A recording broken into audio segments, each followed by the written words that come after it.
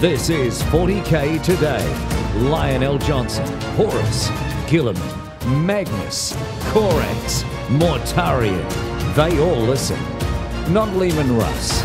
He does his own thing. Hello and welcome to 40K Today. This is your daily shot of 40K adrenaline. We feature stories from all across the hobby. Competitive play, conversions, painting, lore, you name it, we do it, full stop.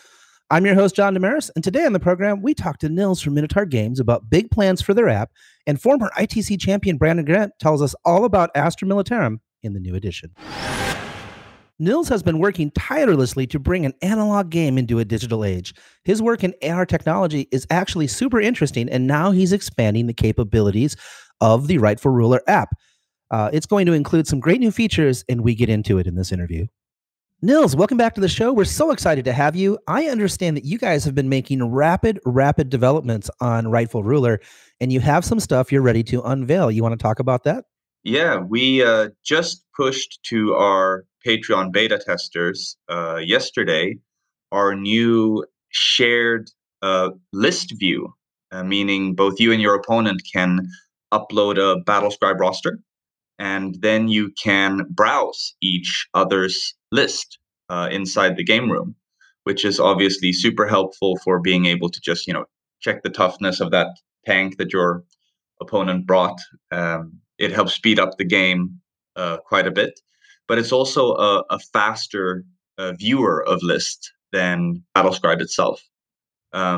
We are not building lists inside the application, so you'll still be building your list inside of Battlescribe like you're used to, but you and your opponent can view the lists inside of Rightful Ruler at greater speed and more convenience.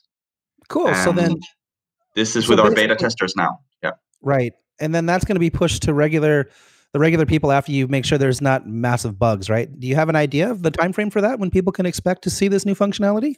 Roughly, I know. We're hoping 2 to 4 weeks. Okay. So that will latest mid-August, hopefully. And we'll see. It depends on if we find a lot of bugs or not, but also just how keen the community is to get it early, I guess. So our default position right now is, since we're still a fairly small product, we'd like to launch this one as shiny and polished as possible. But we might change our mind and throw it out the door a little bit earlier if there's a lot of demand to try it out. Yeah. Well, I mean, certainly now, people are starting to get back to playing games. Not a lot, but I'm seeing a little bit more of it than we had seen because of COVID. Mm-hmm. And I saw that Battlescribe recently just released their 9th edition release. So you can build 9th edition lists in Battlescribe now, right? So your timing is really good. But for people that don't know what Rightful Ruler is, it's actually a really innovative and cool app. Do you want to talk about some of the things that you can do with the app before this update? Sure. Yeah, so Rightful Ruler is intended to be a companion app for tabletop war games. So a tool that you can bring with you to the table, so to speak. And the original feature set does revolve around augmented reality. So we help you make measurements using augmented reality.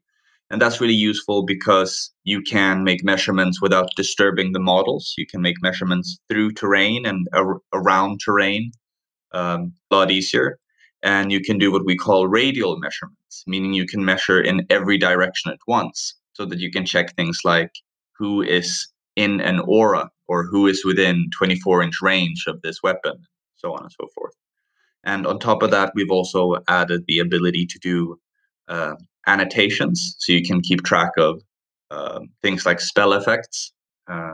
And as we already talked about, we now have the shared multiplayer list view that will in turn be improved in the next version after this, with allowing annotations straight on your list, so that you can knock off wounds, etc., straight on your list, and have a better strategic overview of how many points are still on the table and things like this. So this is really cool. And I think what's really great about it is one of the hardest things in a miniature game is maintaining the game state perfectly. And what I mean by that is it's really easy for somebody to mismark damage on something, right? And it's easier to catch those things if you both have visibility to it, where it's stored in the same place. You're looking at the same data. So your opponent thinks this tank has got 10 wounds left and you think it has 8 wounds left, that can cause an argument later in the game, right? And this just solves all of those problems. Also, cleans up the table. It makes it like less that you have to carry with you. You just have your phone with you, right? So if you want to annotate something on, you get a spell off, you can annotate that you got a psychic power off on a unit, right? And you have it right there, and both you and opponent could see it in the app as you were playing. And having it in a digital format will allow us to. This is in an upcoming version as well. We'll put expiry on annotations, so that you'll be able to say that this here spell effect is going to be active until the end of this phase or until the start of my next psychic, and then automatically remove itself as you progress through the game. There's a lot of benefits of moving this into the digital space, and our ambition is kind of that you shouldn't have to have anything but models on the table. That'd be great. And then dice, obviously, right? Yeah. So I've got one question, though, because this would help me out greatly in my games of 9th edition. Can you track CPs on it? And then at the start of every turn, can you just give me a CP so I quit forgetting it? Can that happen automatically? Yeah, we will be adding a CP counter. So in the version that's coming out now with just a multiplayer list, we don't have the CP counter yet, because we're not done with the scorekeeping. But as part of this new screen that does the multiplayer list view, we are also doing shared scorekeeping. So if you're familiar with other scorekeeping apps like ITT Battles, you get the general idea of how that works. Mm-hmm. And the scorekeeping will be dependent on the game system you play. So right now we are focusing on Warhammer 40K, but the app's structure is built in such a way that we can support more game systems. So before the end of the year, we'll be doing some micro Kickstarters for bringing Rightful Ruler to other popular game systems. And depending on the game system that you load, we'll have different kinds of automated tools, like the automatic gaining of CP at the command phase and things like this. Oh, man, it's going to be a brave new world. I'm super excited. I just want to take a moment and thank you for supporting the contest. For those of you who haven't been paying attention, I think all of you at this point have probably heard about this, but we're running a contest where you can win a $1,500 shopping spree for Games Workshop just by entering your email address at 40kprices.com. And Minitaur Games is a big sponsor of that. They actually donated a big chunk of money to allow us to buy those prizes. So you guys should support them, show them some love, and you'll see a bunch of new ways to enter that contest are centered around Minitaur Games here coming up shortly. Thanks, Nils. We appreciate you. Thank you, John. Okay, listeners, now that you've made it to the end of this segment, the most important part is here. We're going to give you a code word that you can enter for 5 entries in the contest. Nils, what would you guys like your code word to be?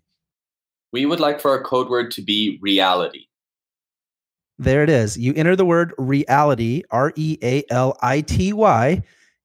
40kprices.com, and you'll get 5 additional entries. That was Nils, and Minitaur Games is a huge sponsor for our contest. Make sure you go to www.40kprices.com to enter for your chance to win that $1,500 shopping spree. Next up, a gentleman and scholar stops by to get us hyped for Astra Militarum in 9th edition. Today's episode of 40K Today is brought to you by Frontline Gaming. Frontline Gaming is a one-stop shop for all your Warhammer hobby needs, discounted products, American-made gaming mats and terrain, and a full line of miniatures painting service and daily hobby content. And this can all be found at Frontline. Welcome back. ITC champion and Astra Militarum thought leader Brandon Grant stops by to tell us some tips and tricks for using his favorite army in the new edition. Brandon Grant, I would call you the champion of Astra Militarum. Everybody's looking to your leadership as to what you're going to do in 9th edition. So I thought it'd be fun to talk to you really quick about what Imperial Guard can do to be competitive in 9th. Okay. Well, I think I covered a lot of these concepts in the Art of War podcast that we just recorded, but I'll do a Cliff Notes version just now. So the new missions are encouraging players to get up close and personal in the center of the board, and all of the safe space that Guard enjoyed and the long range that they enjoyed really doesn't matter much anymore because the tables are smaller. So honestly, there were some big winners and losers. Big winners are any of the weapons in guard that are mid-range. So I'm thinking 24 to 36-inch range. I'm thinking that some of their vehicles made out extremely well because you don't take the penalty to move and shoot anymore.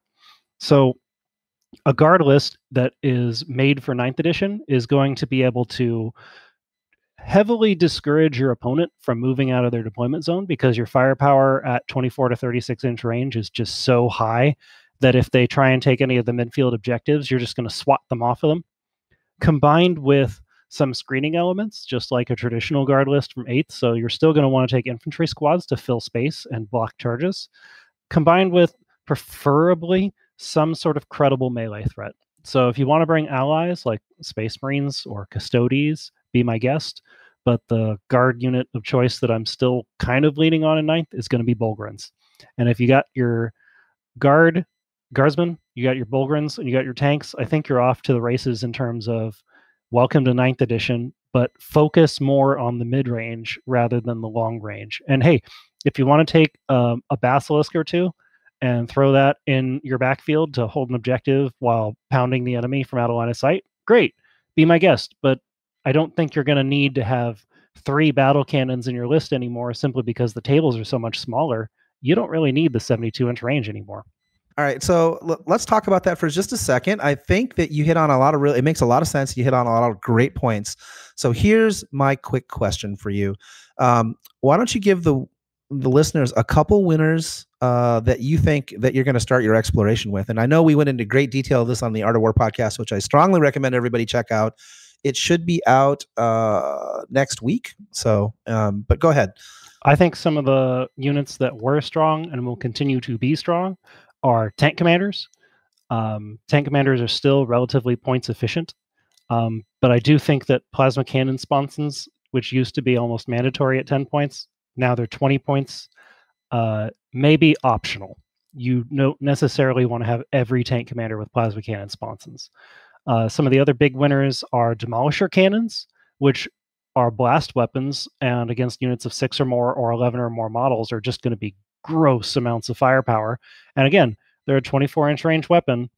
Pay attention. That is going to be much more relevant than it used to be in this new edition with smaller tables.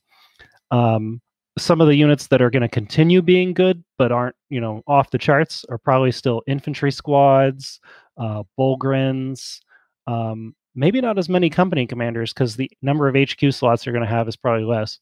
Those units are also to continue to look at. Some of the unexpected winners that you might be interested to see on the table again are going to be things like Hellhounds, because they can shoot into melee and automatically hit. Sentinels, because they can stand on an objective and use their I take half damage strat for a command point. And now that you score holding objectives at the start of your turn instead of the end, if you don't have Bulgrins in your list, I think Sentinels are totally reasonable to hold an objective midfield. And on top of that, I think Torox Primes are going to be way more reasonable. They're only 120 points with the Gatling Cannon Hotshot Volley Gun build, and now they don't take penalties for moving and shooting. And in melee, they still hit on 4s. So I think they got a new lease on life in 9th, and especially because 24-inch range weapons are going to be more viable, smaller tables, I think you're going to see them back on the table. And then some things that you might experiment with, but I'm not sure about, include veterans and special weapons with meltaguns, which are now 5 points for BS4 models and 10 points for BS3 models. The new edition, I think vehicles with invulnerable saves are going to be way more common because vehicles no longer benefit from cover. So meltas might not be super great, but the ability for everyone to put stuff in strategic reserves, and especially the low power level of guard units, you can put a lot of plasma and meltaguns in outflank, whatever your regiment is, for just a handful of command points. So I think that is going to be something to watch out for. If you're building a guard list, think about outflanking special weapons. And heck, think about just minimum squads of scions deep striking into your enemy's deployment zone to pick up line breaker or to pick up scramblers. These important secondary objectives that involve being in the enemy zone. So these underrated units, I'm not sure if they're top tier, but they're definitely something to check out now. Very cool. That was a lot of information in 5 minutes. Thank you so much, Brandon. And I think people will be excited to get their guard back on the table. Yep, me too. That was Brandon Grant, and this will someday be cited as evidence proving that he is, in fact, not a robot. Happy dance! It's time for Model of the Day.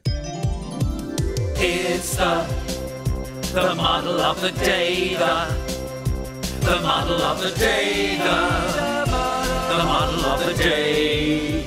Today's Model of the Day is an exquisite Bloodmaster by my man's 40K on Instagram. I love the contrast between the cool blue blade and the fiery reds of the skin. The lava base completes this model and it looks super fierce. It's very well done with excellent use of blending and cool use of effects.